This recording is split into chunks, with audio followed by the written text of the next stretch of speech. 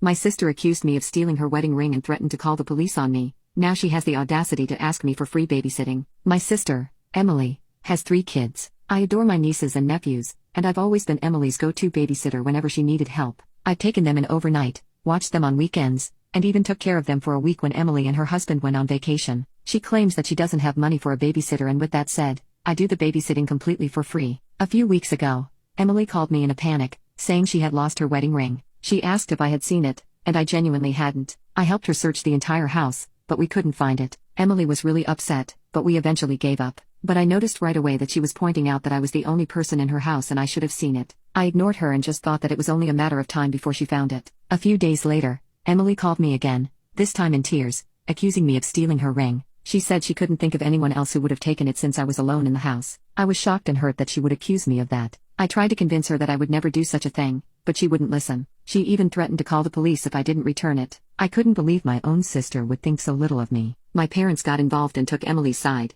saying it was suspicious that the ring disappeared right after I had been there. They pressured me to confess and return the ring, but I stood my ground because I was innocent. In the midst of this family drama, Emily asked me to babysit her kids for a few hours because she had an emergency at work. I refused, telling her that I couldn't help someone who thought I was a thief. She called me selfish and said I was punishing her kids for something they had nothing to do with. My parents are now furious with me, saying that family should stick together no matter what and that I'm being petty and immature. They believe I should just let it go for the children's sake. Emily has continued to insist that I took the ring, and my refusal to babysit has only made things worse. Emily, her husband, and my parents are calling me in awe for refusing to babysit and taking it out on kids who have nothing to do with this. Update: they have apologized, but the damage has been done. She already saw her ring and did not tell me where she found it. She's downplaying all her accusations and told me that it was only natural to accuse me since I am the only one inside her house, and that I should understand her side. She told me that she'll be giving me a fee now for babysitting, but I refused and told her that I do not want to be involved with her again one way or another. She told me I was overreacting, but I just hung up on her. I texted her that if she ever communicates with me again, I will be the one to call the police. My parents apologized as well, and I told them how much it hurts that they thought so little of me. I am going low contact with them, and I've decided to distance myself from my sister too, for my own peace of mind.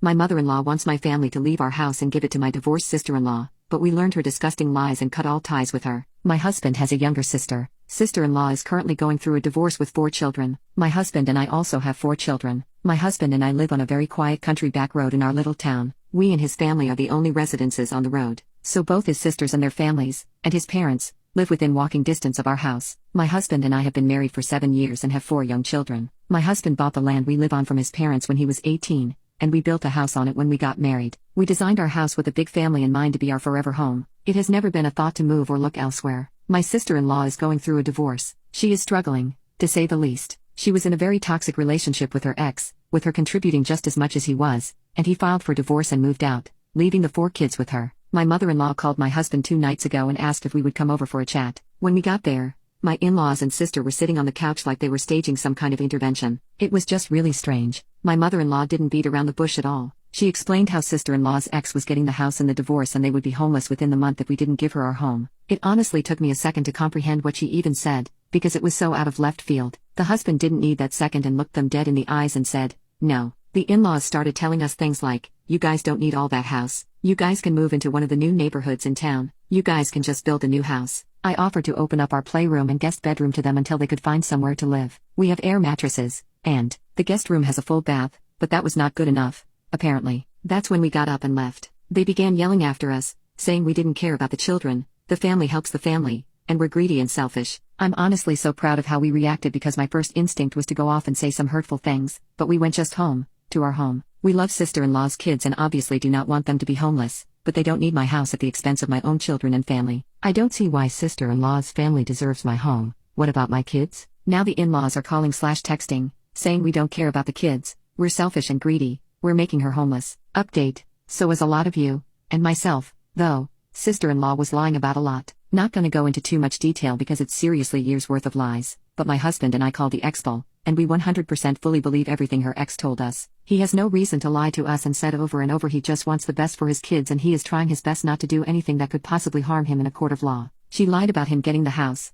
lied about how much she was going to get in child support, lied about how often she would have her children. Something else that came out is that her oldest child is not even her ex's child. Just so many lies. We feel so incredibly stupid and deceived, and disgusted tbh. We told my in-laws everything he had said, and they were upset to find out she had been lying, but they kind of doubled down, saying, "She must have had a good reason, she's backed into a corner, she's really going through a tough time," and a bunch of other nonsense. Sister-in-law was called and asked to come and join us. She, of course, took zero accountability for the lying and sneaking and was screaming at us about how gross we were for going behind her back to her ex, and how she will never trust us again because we betrayed her. She also let us know that she was asking for our house because she truly felt like we had actually built it for her. Our kids' rooms were how she would have designed them herself. She would love to cook in my kitchen, and she loves my bathroom layout. Basically, everything about my house is how she would have built it herself, and she thinks that I must have somehow known she would need a home in the future. At that point I was just done, and so was my husband. Can't argue with batshit crazy. We left to a whole lot of screaming about no longer being family and not expecting to see them again. Honestly, I think never seeing them again is the only way to go from here. It's been a crazy few days since then. We hired a friend of my husband's to put up a privacy fence around our entire property and added extra cameras to our security system. We have a good family friend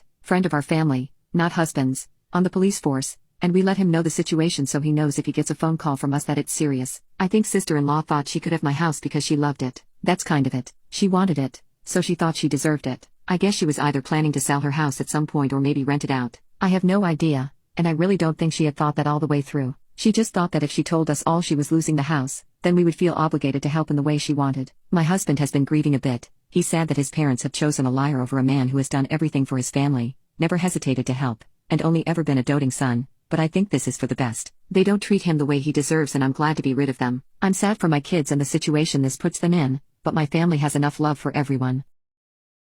I recorded my fiancé planning to live off of child support and take everything away from me, so I ruined his life and exposed him to his family. Me and my fiancé have been together for a decade and have our first child. Our relationship hasn't always been rainbows and sunshine, but it was steady and solid, or so I thought. I just gave birth to our first child last November in Emma, something we both decided and agreed to. My savings are substantial since I earned really good money and saved early on. My savings was going to be used for our baby's necessities while his income will cover the bills. The condo and 2 cars are under my name. The condo and my car are paid off. It's only his car that is not. I put down half of the amount as a down payment so the monthly payments are not that high, plus with my good credit, the interest was low. I did have plans on paying off his car and putting it in his when I got back to work. I'm currently on a 6-month hiatus from work due to sepsis from my C-section and other birth complications. Giving birth to our first child nearly unalived me. I came back from my postpartum appointment last week and heard my fiancé's diabolical plan. I did not expect to record it, but the timing was just perfect. Let me set the stage. As I said, I came home from my postpartum appointment and was told I have the green light to devour my fiancé.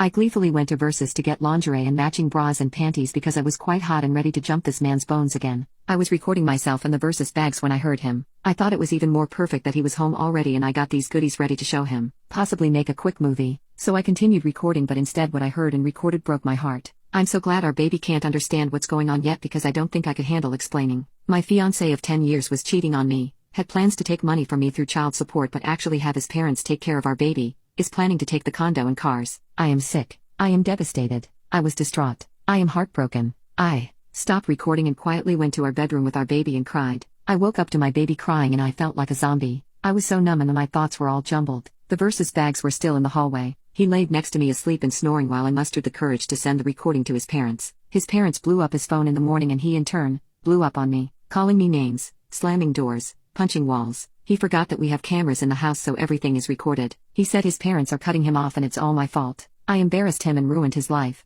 I had no right to record him. He said I'll regret it and he will get everything I had. I told him to try me. I've already talked to a lawyer and in our state common law marriage is not recognized and the person who the child lives with does not pay child support. Seeing as everything is in my name, he has to move out. I gave him the rest of the month to move out. His parents and brother have been teaching me and have been very supportive and apologetic. My side of the family doesn't know yet. He called many times and left voicemails, texts and even emails and letters since I changed the lock on the doors and the code on the garage door. He wants to work it out and go to therapy. I honestly don't want to talk to him or work it out. I just want him out. I spent a decade of my life giving this man everything. I'm not perfect or a saint, but I've never and never will do something like that. I just want to move on. People who were in abusive relationships for years, what made you finally dump your partner? For 2 years my boyfriend forced me to do things I never wanted to do in bed, and everyone tells me I could sue him in court for what he did. He was the kind of guy who would never take me out on dates unless I begged him to go out for over a month. And when we did go out, we had to split the bill 90/10, and that's only if he offered to pay. But most of the time I'd pick up the bill and he'd hug me from behind and kiss my neck as I paid like I was doing him a favor. Not only that, things were very transactional in our relationship. If I made him take me on a date, I would have to do something for him in return. After our date, no matter how much I pleaded and cried now, he kept insisting that I wore a gimp mask, the kind where it deprives you of your senses, not allowing you to see or hear anything. I didn't want to resort to that for intimacy. It felt dehumanizing, but he insisted it was normal for relationships to explore their freaky lives. The kicker: he would show me videos of his ex wearing the mask and doing it with him. He showed me all of those videos of him raw dogging her silent, lifeless-like body. He would always point out how in the videos his ex was in all these different positions because she made sure never to get fat and told me that I needed to watch my figure. I have self-respect falling out of my booty hole already, but there was something about his insistence in telling me to lose weight and to keep my weight off that became my final straw.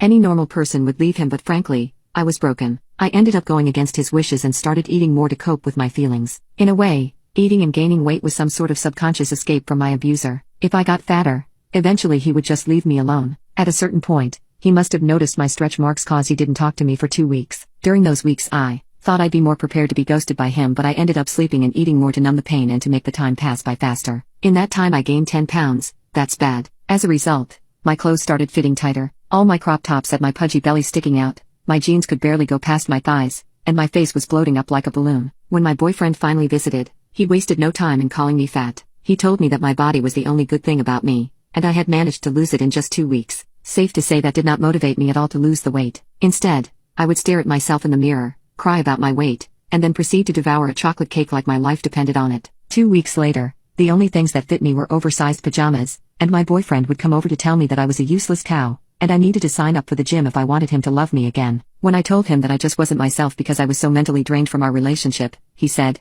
"I can't have sympathy for you." To be honest, it messed me up hearing that from someone I thought loved me at some point. When I asked him why he felt nothing for me, he said it was because he could be out effing some bimbo, but instead he was dealing with my fat butt. It felt like I was in this constant loop of being berated, overeating, and crying about my weight gain. A month later, I actually had to buy new clothes because I couldn't keep reusing my pajamas, and wearing anything that made my fatness obvious made me want to off myself. Soon after, my boyfriend invited me over to his house and said he was preparing a special meal to make up for his behavior. I wish somebody had told me to not trust anything an abusive person says, because nobody should have to go through what I did on that day. I decided to put my insecurities aside and wore a red dress I knew my boyfriend liked. Even though it was tight around my rolls and my arms looked like buffalo wings, and it took me 30 minutes just to get the dress on, I was willing to push through if it meant my boyfriend was happy. When I got to my boyfriend's place, he told me that he knew how much I loved food lately, so he cooked lasagna for me to enjoy. I couldn't believe it, but it seemed like my boyfriend was turning over a new leaf. I was so happy at that moment, and it gave me hope that this relationship might work out after all. That was until my boyfriend asked me if I liked the food after I had eaten it all. I told him that I did,